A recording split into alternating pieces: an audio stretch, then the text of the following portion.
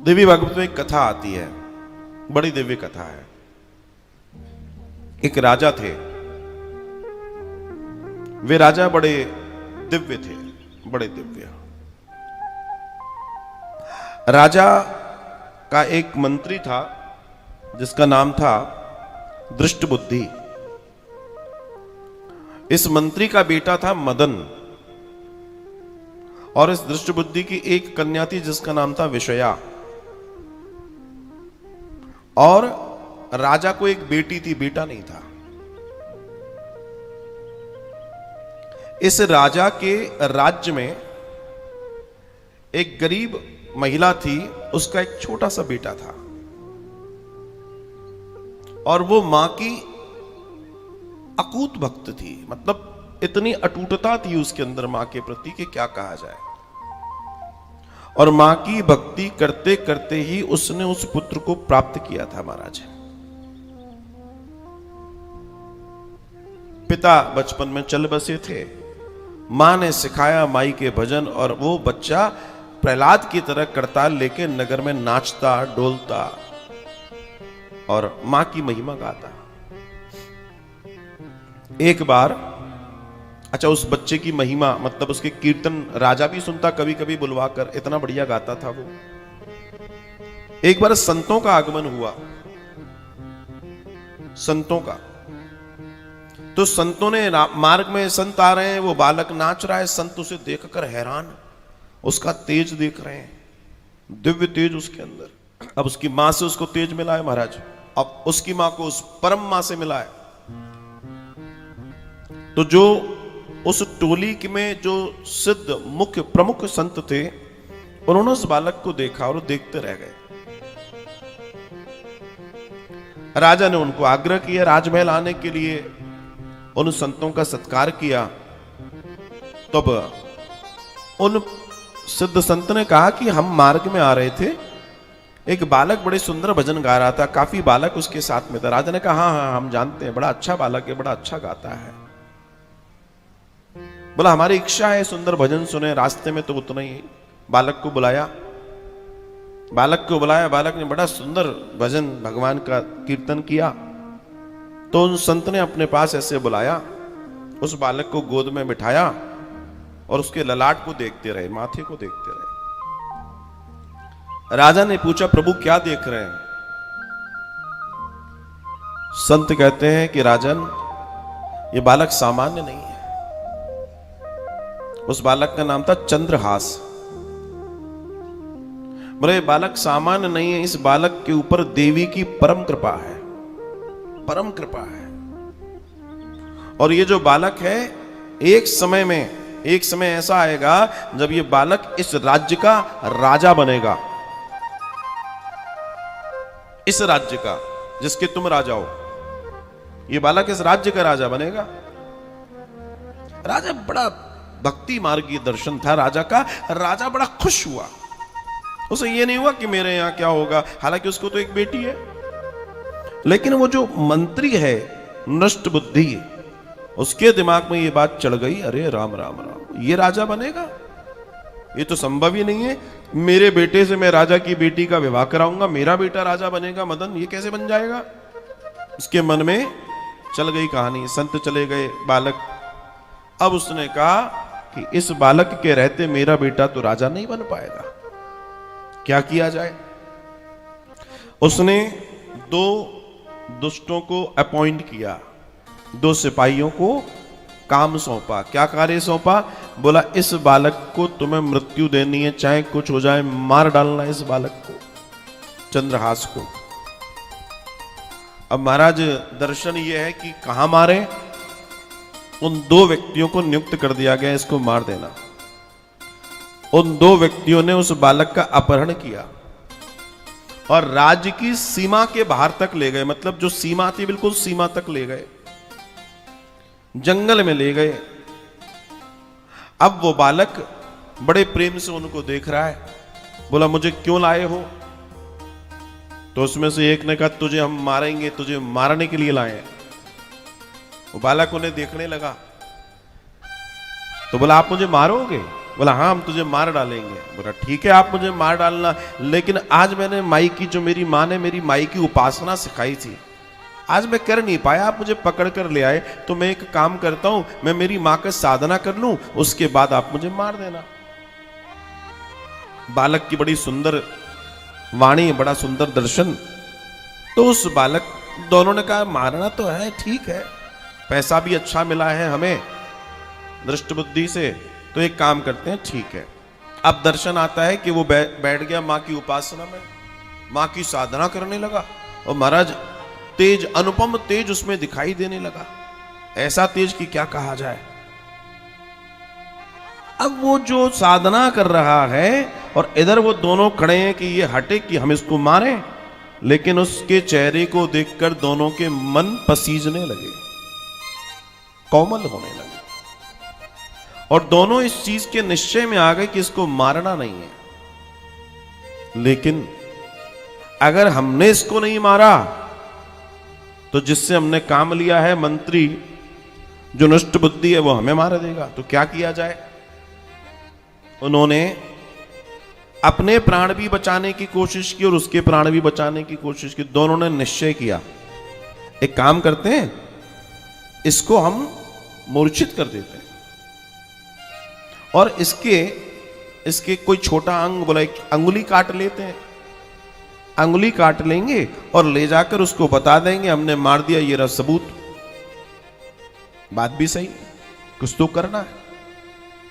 उस बालक ने जब अपनी साधना संपन्न की तो कहता है हाँ हमें मार दीजिए, आप कह रहे थे मारना है, मारो मुझे।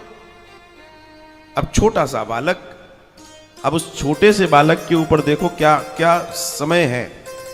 उसकी एक हाथ की, बाएं हाथ की छोटी अंगुली काट ली गई। जब अंगुली कट गई महाराज, जब अंगुली कट गई तो बेचारा बेहोश हो गया, भाई रोने लगा, और ये दोनों उसको जंगल में छोड़ के, अब चूंकि माई का भक्त है, सामान्य तो है नहीं, तो माई ने उसके ऊपर, धूप पड़ रही है, धूप में पड़ा है बेचारा, भूखा प्यासा बेहोश, माई ने सबसे पहले उसके ऊपर बादल किए, छाया की, फिर कई सारे पक्षी उसके ऊपर माई ने भेजे जो उसको और छाया दें। अब धीमे धीमे धीमे धीमे जब समय बीता, उसको लगा कि कुछ दर्शन है, तो पता पड़ा मां खुद आकर उसको आंचल से हवा कर रही है, उस बालक को मां उसको आंचल से हवा कर रही है। अब देखो मां ने भी बड़ा, चूंकि जो है उसको कोई टाल नहीं सकता, भाग्य कोई नहीं बदल सकता, जो लिखा है वो तो प्राप्त होगा। महाराज दर्शन आया कि उसके पड़ोस के राज्य में, इस राजा के अधीन एक छोटा राज्य है, उसका भी एक राजा है, उसकी सीमा भी इस सीमा से लगती थी, कि वो अपने रथ से सवार होके जा रहा था। उसने देखा बहुत सारे पक्षी हैं और एक बच्चे की रोने की आवाज है, क्या है, उतर के जाके देखा एक छोटा सा बच्चा वहां, 3-4 साल का बच्चा था, वो बेचारा पड़ा हुआ है, अंगुली कट गई है, रक्त निकल रहा है, बेहोश है। उसने उसको उठाया। अब उसने सोचा इसका मैं क्या करूं। उसने उस पुत्र को लिया और अपने राज्य चला गया।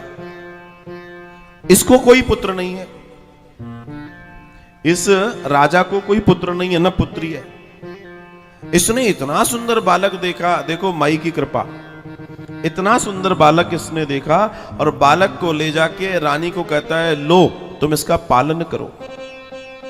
इतना दिव्य और सुंदर बालक, अब ये तुम अपने पुत्रवत, पुत्र तो है नहीं हमें, पुत्री भी नहीं है, इसका पालन करो। महाराज दर्शन आता है कि जिस दिन से ये बालक इस राजा के यहां गया और इसकी मां की गोद मिली इसको, उस दिन से इस राज्य के अंदर प्रगति शुरू हो गई। जितना ये टैक्स देता था इस राजा को, हर साल इसको प्रॉफिट ज्यादा हो तो थोड़ा थोड़ा ये बढ़ा दे, और ऐसे समय बीतते बीतते बीतते एक दिन इसमें, इसके राज्य में इतनी प्रगति होने लगी कि इसके यहां का टैक्स इतना हो गया कि एक दिन उस राजा ने कहा अपने मंत्री नष्ट बुद्धि से कि ये राजा हमारे अधीन है और इतना टैक्स हमें दे रहा है, इतना पैसा इसके पास आया कहां से। एक बार जाके तो देखो। भैया नष्ट बुद्धि ने सोचा हम जाएं, और नष्ट बुद्धि उस राज्य में पहुंचा तो देखा सब तरफ खुशहाली, लोग आनंद से रह रहे हैं, स्वर्ण से सजे हुए हैं, सब आनंदित हैं और सब मां के भक्त हैं। एक तरह से बड़ी देवी, बड़े बड़े देवी मंदिर हैं, बड़ी कृपा बरस रही है, सबके चेहरों पर तेज है, सबके ललाट चमक रहे हैं। ये देखकर हैरान उसके यहां गया। अब चूंकि मुख्य राजा का मंत्री आया है तो इस छोटे राजा के लिए वो राजा जैसा ही है।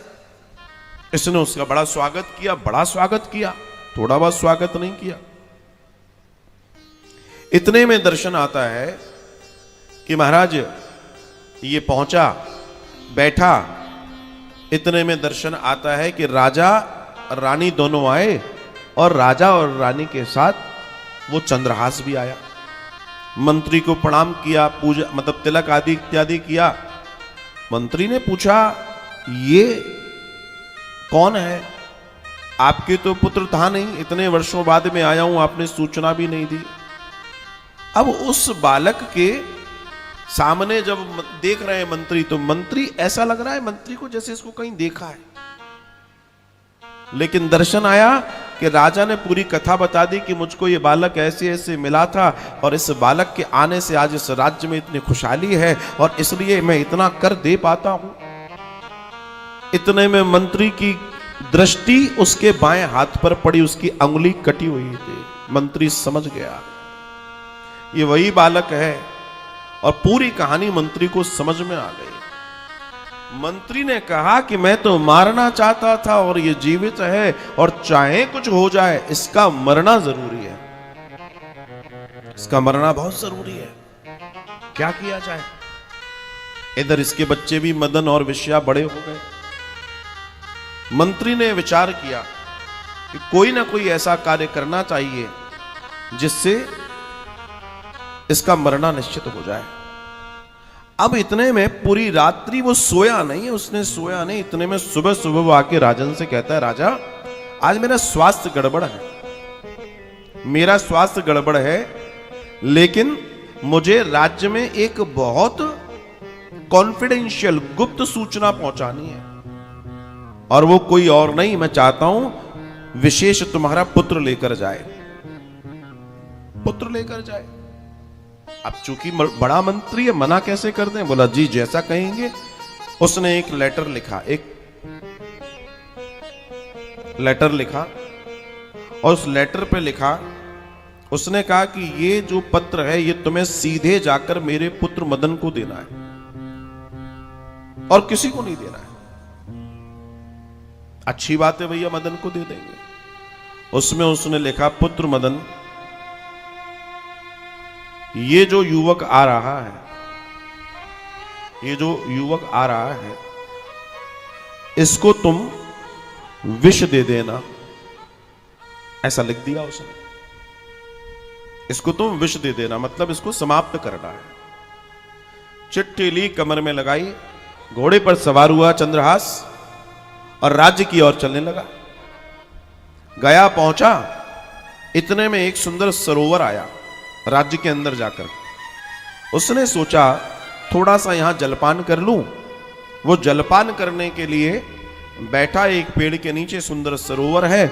माई की ऐसी कृपा, उसकी लग गई नींद लगी और वहां पर जो राजकुमारी विषया, ये जो इसकी मंत्री की बेटी है विषया, मंत्री की बेटी, उसने देखा वो अपनी सहेलियों के साथ वहां पर थी। उसने बड़ा, अरे बड़ा सुंदर ये राजकुमार है और बड़ा श्रेष्ठ है। उसके कमर में एक वो चिट्ठी को लटका देखा, उस पर सील लगी हुई थी। बोला ये तो मेरे पिताजी की मोहर है। उसने उस सोते हुए व्यक्ति का वो पत्र निकाल लिया और जैसे ही वो पत्र निकाला और पत्र को जैसे ही उसने खोला तो उसमें लिखा था, पुत्र मदन, जैसे ही ये तुम्हारे पास पहुंचे इसे विष दे देना। माई ने, और ये इसका नाम, लड़की का नाम क्या है? विषया। माई ने तुरंत इसकी बुद्धि पे सवारी करी और ये क्या सोचने लगी, इतना सुंदर राजकुमार है, लगता है पिताजी ने मेरे लिए रिश्ता भेजा है। ये विषया लिखना चाहते थे लेकिन उन्होंने विष लिख दिया है। उसने भी उसको संशोधित कर दिया, उसको कर दिया विषया, वापस रोल करा और उसके पास रख दिया। वो उठा महाराज, और उठा और दौड़ा दौड़ा दौड़ा दौड़ा वापस गया मदन के पास। अब जैसे ही मदन के पास पहुंचा, मदन ने पत्र को पढ़ा। अब मदन ने जैसे ही पत्र को पढ़ा, पढ़ते से उसने कहा, अरे मेरे पिताजी ने आदेश दिया है कि बहन का हाथ इसके हाथ में दे दिया जाए। उसने कहा भाई ये तो ठीक है। उसने कहा फिर तो ठीक है। उसने तैयारी शुरू कर दी और उसमें यह भी लिखा, मेरे आने के पहले यह कार्य हो जाए। मतलब यह कि पिताजी ने न जाने क्या दिमाग लगाया कि मैं आऊं उसके पहले विवाह करवा देना। अब तो महाराज दर्शन बड़ा दिव्य हो गया। देखो माई का दर्शन देखिए आप। दर्शन आता है कि मां अपनी पूरा खेल खेल रही हैं। यहां क्या हुआ कि जब ये सारा पूरा तैयारी हो गई, विवाह की तैयारी हो गई, इतने में उसको लगा, मंत्री को, कि अभी तक मेरे पास कोई संदेशा नहीं आया, कोई बात नहीं है, आखिर इतना समय लग कैसे रहा है। अरे पड़ोस का राज्य है, रात्रि तक लौट आना चाहिए, चंद्रहास लौटा नहीं। मंत्री को और घबराहट हुई। पता पड़ा मदन तो लग गया चंद्रहास और विषया के विवाह के चक्कर में, विवाह हो जाए। दर्शन बड़ा दिव्य है। इतने में दर्शन आता है कि इसने विवाह की पूरी तैयारियां कर ली हैं। पूरी तैयारी हो गई महाराज। और जब पूरी तैयारी हो गई तो तैयारी होने के बाद सुबह का समय है। इस मंत्री ने सोचा अभी तक रात्रि हो गई, ये लौटा नहीं, अब प्रातः हो चुकी है, मुझे ही वापस जाना चाहिए। वापस जाता है।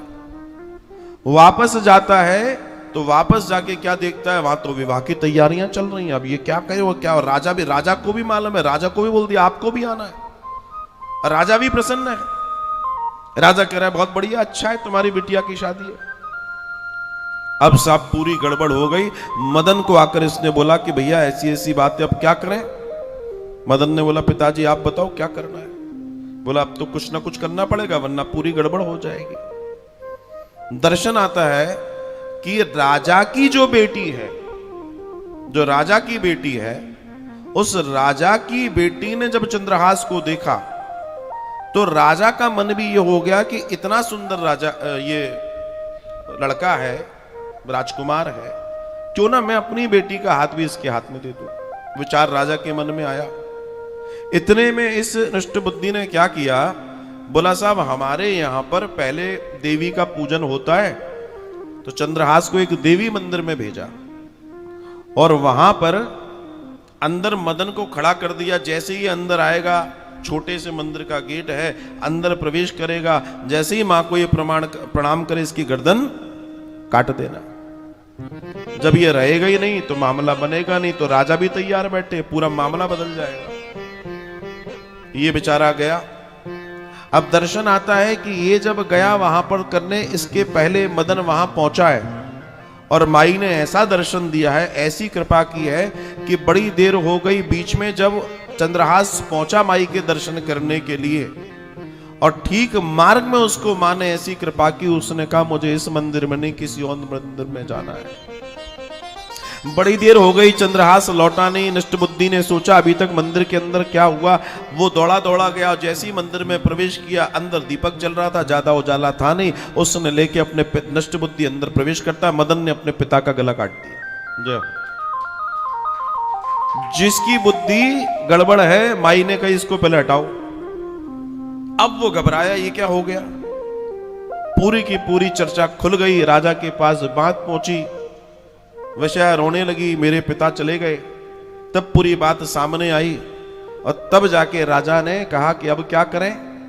चंद्रहास को पता पड़ा, चंद्रहास दौड़ा दौड़ा आया और चंद्रहास दौड़ा दौड़ा आया तो चंद्रहास ने देखा ये क्या है। मां से कहने लगा कि अगर मेरे वजह से किसी के प्राण जाए तो मां ये तो ठीक नहीं है, इन्होंने गलत किया है, वो ठीक है, लेकिन आप कुछ कृपा कीजिए।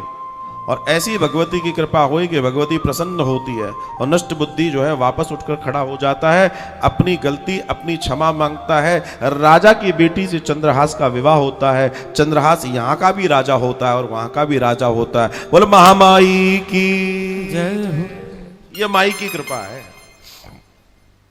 वो जिस पर कृपा कर दे, जो उसकी कृपा लेने वाला हो, बस अंतर इतना है कि आप उसको समझ पाए, उसको जान पाए। वो जिस पर रीझ जाए, भैया मां तो मां है, ज्यादा दिमाग नहीं लगाती। वो जिस पर रीझ गई, समझ लो उसके जीवन का कल्याण है और उसे कोई रोक नहीं सकता, उसको कोई टोक नहीं सकता। और इस तरीके से उसे राज्य, एक नहीं दो दो राज्यों का राजा होने का सौभाग्य मिल गया, कृपा मिल गई। ऐसी महामाई की कृपा है महाराज।